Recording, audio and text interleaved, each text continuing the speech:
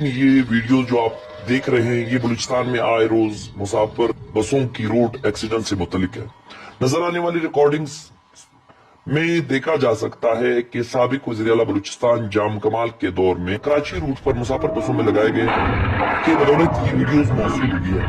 ان مختلف ویڈیوز کو دیکھ کر آپ کو اندازہ ہو جائے گا کہ ڈرائیور دوران سفر کیسے موبائل استعمال کرتے ہیں، کیسے نشے کی وجہ سے ان پر غنودگی طاری ہو جاتی ہے، کیسے اور سپیڈنگ کی وجہ سے ان نشئی ڈرائیور سے بس کو کنٹرول کرنا مشکل ہو جاتا ہے، کیسے میوزک کی مستی ان کے اعصاب پر چڑھ جاتی ہے، کیسے ٹرانسپورٹ کمپنیوں کی آپس کی ضد، چپکلش اور دشمنی کی وجہ سے لاکھوں بے گناہ لقمہ اجل بن جاتے ہیں۔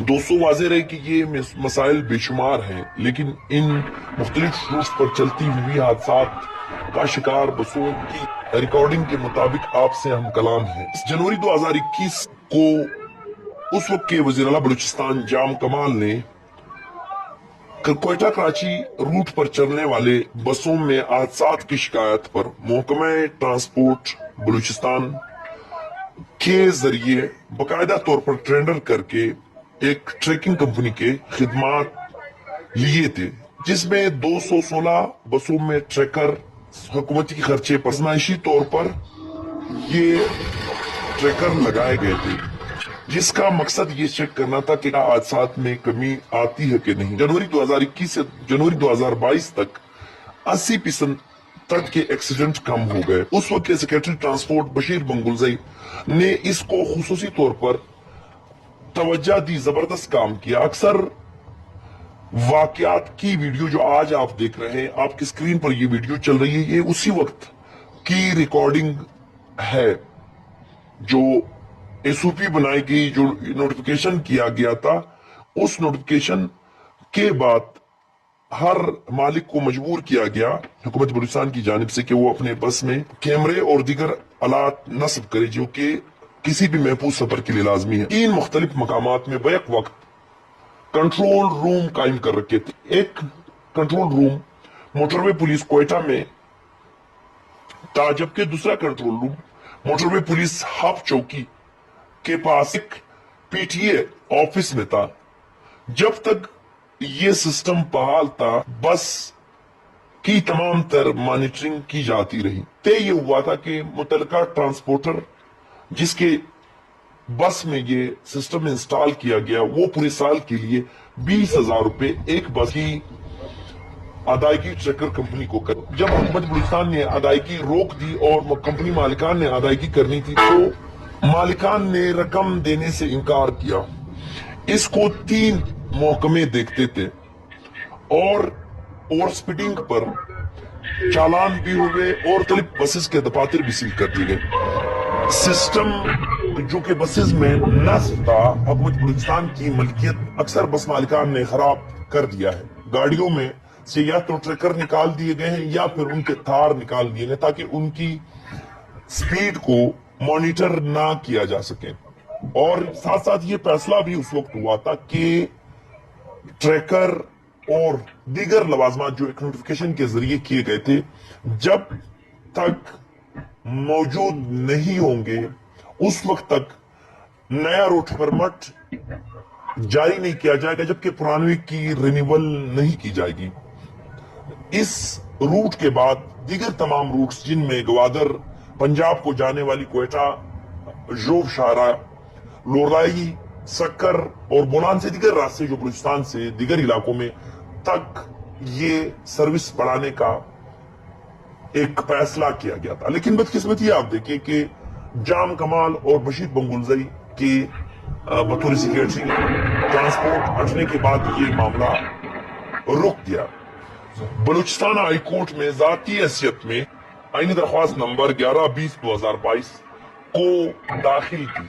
اس وقت آپ کو یاد دلانا لازمی سمجھتا ہوں کہ دانا سر ژوب کے مقام پر ایک حادثہ ہوا تھا، بہو اسی طرح کا ایک حادثہ ہوا تھا جس میں 25 قیمتی انسانوں کی ہلاکت ہوئی تھی، درجنوں افراد زخمی ہوئے تھے۔ میں نے اپنی درخواست میں یہ استدعا کی کہ بلوچستان کی شاہراہوں پر خونی حادثات معمول بن گئے، 2 दिन तक मीडिया और अखबारात में सपे मातम के बाद मामलात वापस सुस्ती, काहिली, कामचोरी और गफलत की तरफ आ जाते हैं। ना कोई इंक्वायरी होती है, ना कोई तहकीकात। अगर कोई इंक्वायरी हो भी तो मंजर-ए-आम पर नहीं लाया जाता और ना ही इन सिफारिशात पर अमल दरामद किया जाता है। इन हादसात में जख्मी होने वाले अफराद के वर्सा का कोई पुरसान हाल नहीं। ट्रांसपोर्ट कंपनियां करोड़ों रुपए कमाने के बावजूद हलाक होने वाले मुसाफिरों की दादरसी नहीं करती। मुसाफिरों की कोई इंश्योरेंस नहीं होती। इस सूबे में ट्रांसपोर्ट का महकमा कायम है, उसकी ज़ेली इदारों में सूबाई transport authority, regional transport authorities शामिल। इसी तरह ट्रैफिक पुलिस की लाइसेंसिंग सिस्टम पर काफी सवालात उठ रहे हैं और कहा जाता है कि पब्लिक ट्रांसपोर्ट के ड्राइवर्स और दीगर हमला हर वक्त मंशियात की कसरत इस्तेमाल के जेर असर रहते हैं।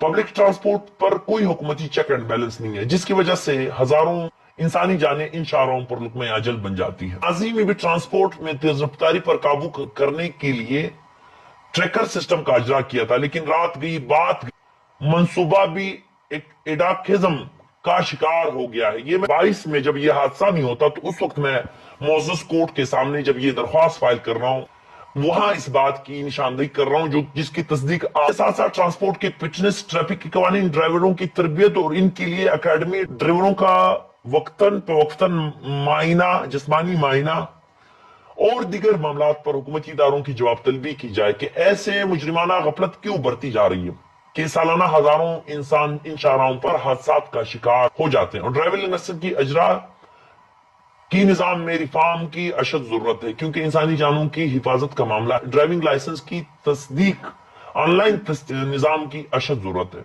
मैंने अपनी दरख्वास्त में मुअज़्ज़ज़ अदालत आलिया से ये इस्तेदाद की थी कि इस जमन में सिक्योरिटी, ट्रांसपोर्ट और दीगर अहकाम से जवाब तलब किया जाए। तफसीलात तलब की जाए कि गुज़िश्ता 10 सालों में कितने ट्रैफिक हादसात में कितने लोग जख्मी व हलाक हुए हैं और सालाना इन हादसात की तादाद कितनी है और इनकी रोकथाम के लिए क्या इकदाम उठाए गए। महासेवा कोयटा शहर के तेज रफ्तारी पर शाहराहों में पब्लिक ट्रांसपोर्ट को कितना जुर्माना हुआ, गुज़िश्ता 10 साल का रिकॉर्ड पर हम किया जाए।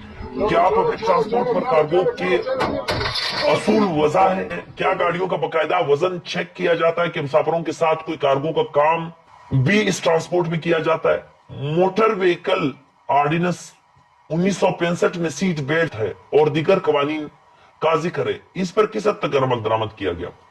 पुलिस अहकाम से तफसीलात तलब किया जाए कि लाइसेंस किस बुनियादों पर पब्लिक ट्रांसपोर्ट के ड्राइवरों को जारी किया जाता है, उसका तरीकाकार क्या है? पुलिस अहकाम से तफसीलात तलब की। पिछले 10 सालों में सूबाई व्हीकल ऑर्डिनेंस 1965 के तहत कितने केसेस दर्ज किए गए? पब्लिक ट्रांसपोर्ट कंपनी हलाक और जख्मी मुसाफिरों के लिए क्या इक़दाम उठाती है?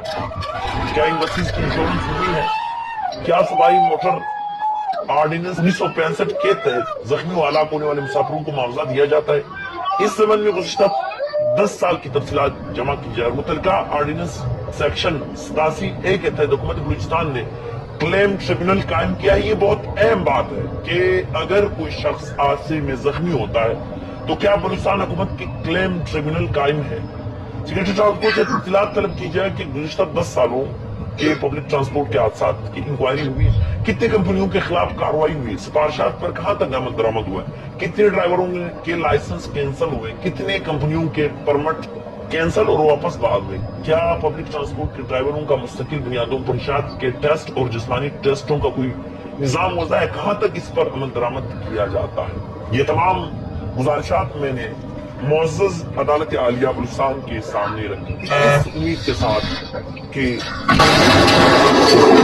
आईनी दरख्वास्त किसी भी शख्स की इंसानी जिंदगी बचाने की वजह बन जाए। लेकिन अफसोस मेरे सामने ये वीडियो गुजर रही है, मैं जाती तौर पर नाकाम रहा।